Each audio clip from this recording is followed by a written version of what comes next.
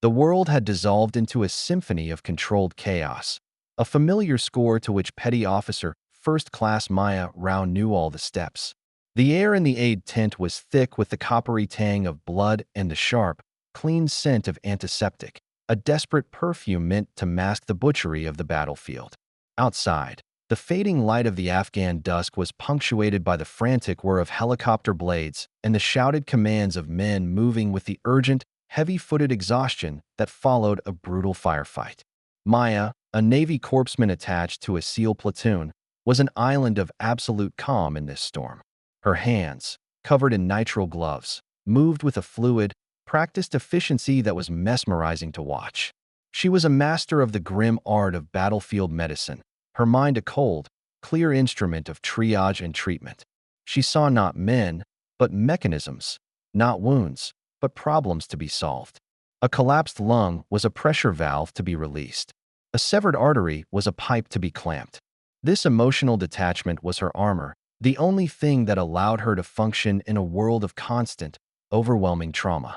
She was one of the best medics in the entire naval special warfare community, a woman who had earned her place in that unforgiving world through sheer, undeniable competence. She had seen everything, treated everything, and nothing could shake her. They brought the last casualty in on a canvas litter, carried by two grim-faced rangers who had found her in the wreckage of a downed Kiowa helicopter. The Kiowa had been providing observation for the SEALs' mission before being swatted from the sky by a lucky RPG. The Rangers had assumed there were no survivors, but they had found her, a lone figure in the smoldering ruin, still breathing, but only just. She was a woman, which was the first anomaly, and she was wearing a sterile, featureless black flight suit with no name, no rank, and no unit insignia of any kind. A Jane Doe, a ghost. Maya's professional curiosity was piqued, but she pushed it aside. The woman's identity was irrelevant. Her injuries were all that mattered, and they were catastrophic. Multiple gunshot wounds to the torso and leg, severe burns along one side of her body, and a weak, thready pulse that was a frantic drumbeat counting down the last few seconds of her life. She was, in the cold, hard calculus of triage, expectant. A lost cause. The other medics had already moved on, focusing their attention on the wounded with a better chance of survival. But Maya hesitated. Something in the still, unconscious face of the woman on the gurney held her. A flicker of defiance, a refusal to surrender that resonated with a part of Maya she kept buried deep. "Get me 2 units of Oneg and a full trauma kit," Maya said to a young army medic, her voice quiet but firm. "I'm not letting this one go." The fight to save the Jane Doe was a desperate, intimate battle waged in a small, curtained-off section of the tent. It was Maya against death itself, and death had all the advantages. The woman was bleeding out from a gunshot wound that had torn through her femoral artery. Maya worked with a focused, furious intensity, her hands a blur of motion. She packed the wound, applied a tourniquet high on the thigh, and began pumping blood into her, trying to replace what was pouring out onto the floor. The patient's blood pressure was dangerously low, her breathing shallow and ragged. A quick chest scan revealed a collapsed lung. Without hesitation, Maya performed a needle decompression, plunging a large-bore needle into the woman's chest, rewarded with a faint hiss of escaping air and a slight, almost imperceptible rise in her oxygen saturation levels. The work was painstaking, a delicate and brutal ballet of clamps, sutures, and 4 lines. Maya lost all track of time, her entire universe shrinking to the few square feet of the operating table. The chaos of the aid station faded into a dull, distant roar. There was only the patient, the monitors, and the quiet, rhythmic beat of her own heart. She was a mechanic, meticulously reassembling a shattered machine, willing it to work again through sheer force of will and a profound, almost mystical, mastery of her craft. She was saving a life that was, by all logical accounts, already lost. As she worked, cutting away the blood-soaked fabric of the flight suit to expose the wounds on the woman's torso, Maya began to notice things that didn't fit the picture of a typical soldier. This was no ordinary operator.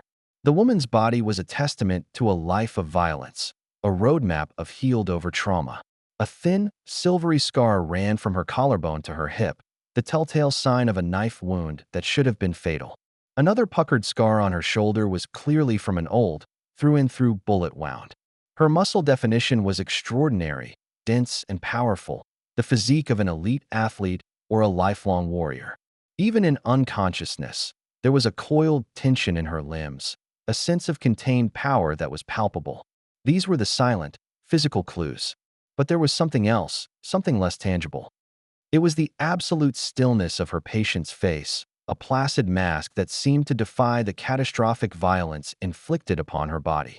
Maya had seen enough dying men to recognize the look of fear, of surrender, of the spirit giving up. This woman's face held none of that.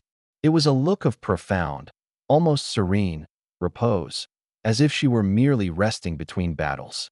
It was the face of someone who had made their peace with death long ago, and who now simply refused to grant it the satisfaction of a victory. Maya's trauma shears, the heavy-duty scissors designed to cut through thick uniforms and gear, snagged on something hard and dense, stitched into the inner lining of the flight suit's collar. It was a place where no one would ever think to look. Curious, she stopped her work for a moment and used her fingers to probe the area.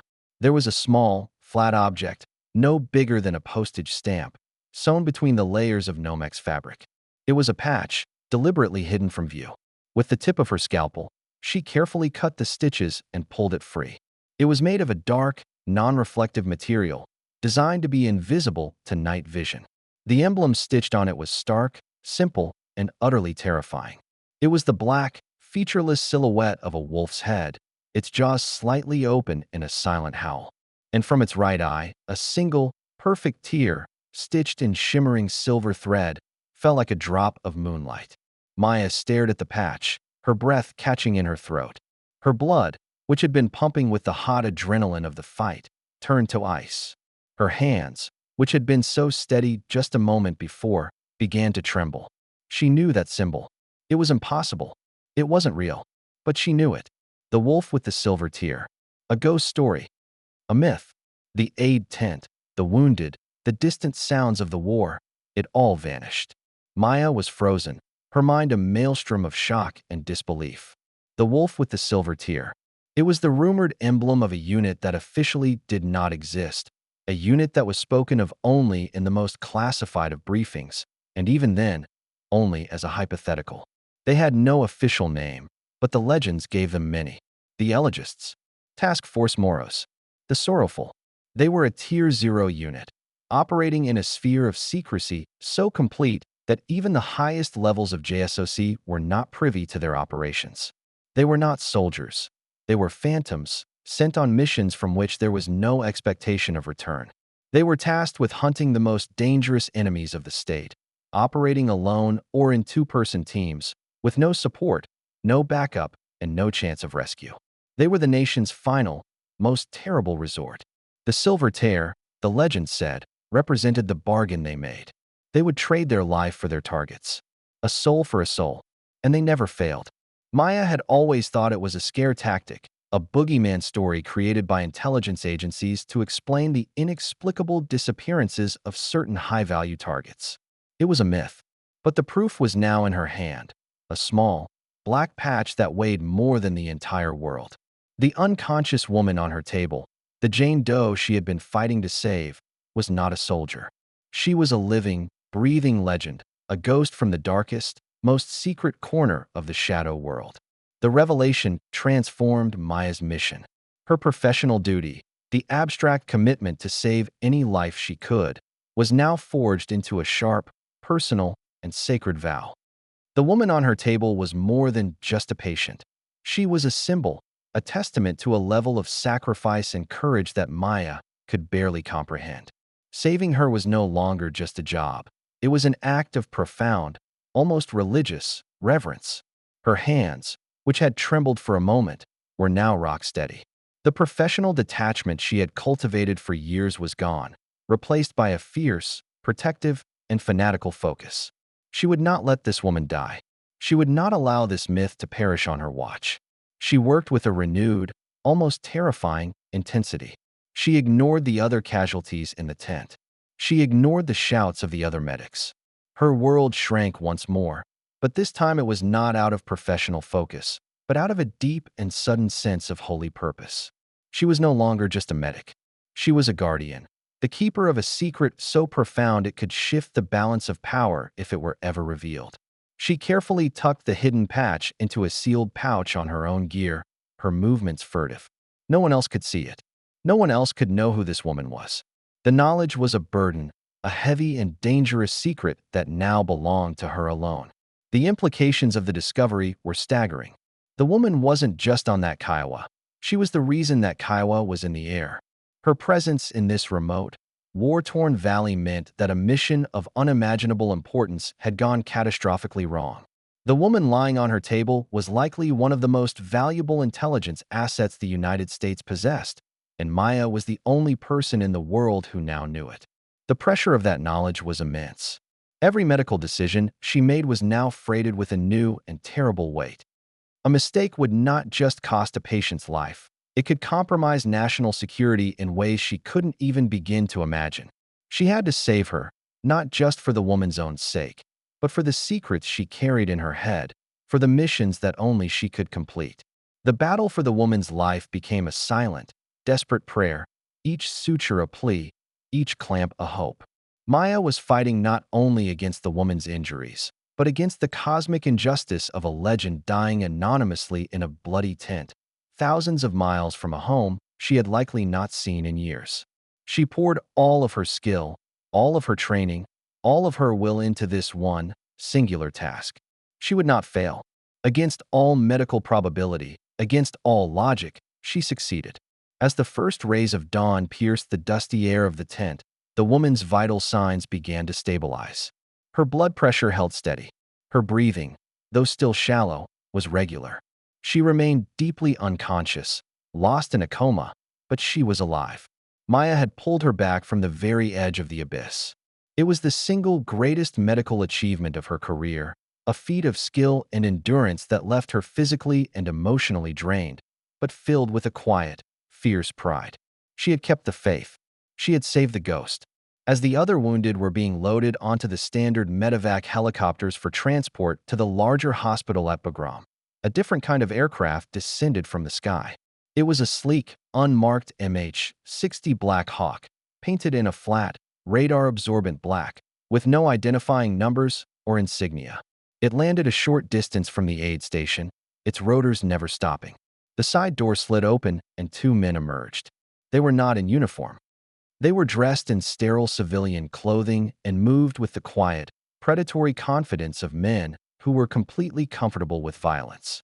The leader, a tall man with pale, emotionless eyes, walked directly to Maya. He did not introduce himself. He did not ask what had happened. He simply said, "We're here to take custody of the asset." He showed her an identification card from a three-letter agency that Maya had never even heard of. They were the Ghost Keepers. Maya stood her ground. She was no longer just a medic. She was the guardian of this woman's life. "She's not stable for transport," Maya said, her voice firm, her gaze unwavering. "She needs to go to a proper surgical facility. Bagram, at a minimum." The man's pale eyes bored into hers. He saw the strength there, the professional defiance. He also saw that she knew. Her eyes held the weight of the secret she had uncovered. He gave a slight, almost imperceptible nod of acknowledgement. "Her facility is not in Bagram," he said, his voice low. "She will receive the best care in the world. But she cannot stay here. Her presence compromises your entire operation." He was right, and she knew it. The woman was a secret that could not be kept in a place like this. Maya stepped aside and gave the man a concise, professional medical briefing, detailing every injury, every procedure, every drug administered. She was transferring care, a sacred and formal act. She did not mention the patch. She did not need to. They both knew. As the two men carefully loaded the unconscious woman onto their helicopter, the leader paused at the door and looked back at Maya. "You did exceptional work, petty officer," he said.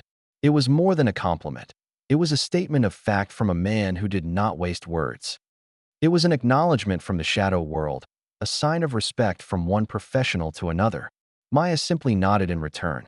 She watched the black helicopter lift into the dawn sky, a ghost carrying a ghost, until it was just a speck in the distance. She stood alone in the quiet aftermath of the battle, the bloody evidence of her miracle all around her. Her world forever changed by the secret she now carried, the knowledge that the myths were real, and she had held one of them in her hands.